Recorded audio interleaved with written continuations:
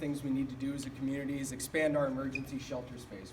We all agree that there definitely isn't the capacity right now to move people off the streets. And that, as you said, Tom, creates a whole lot of problems, not just for the people on the streets, but for the community in general, people who live there, businesses.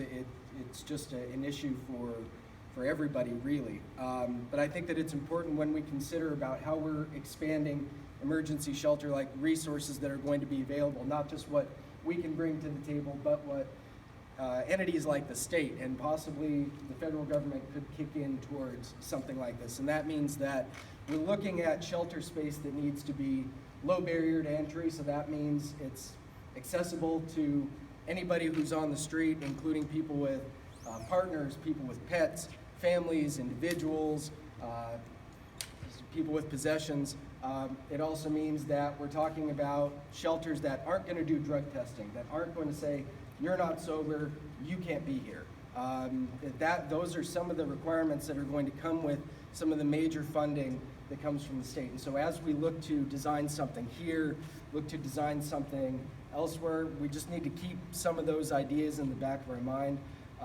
Also, sustainability. I know that one of the issues we faced lately is that some new funding is coming online, but it's all kind of the one-time shot variety. So how can we best leverage one-time money with the resources that exist in the community with to make sure that we're doing something that's sustainable?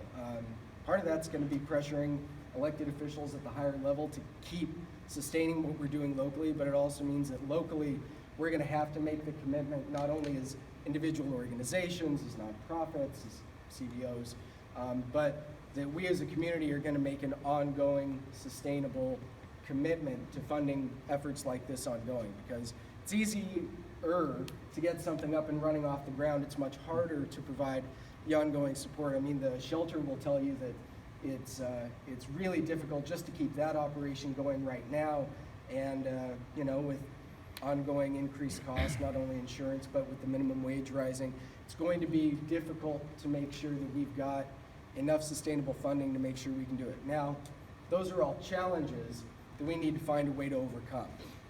They're problems that we need to kind of do what NASA does and work the problem.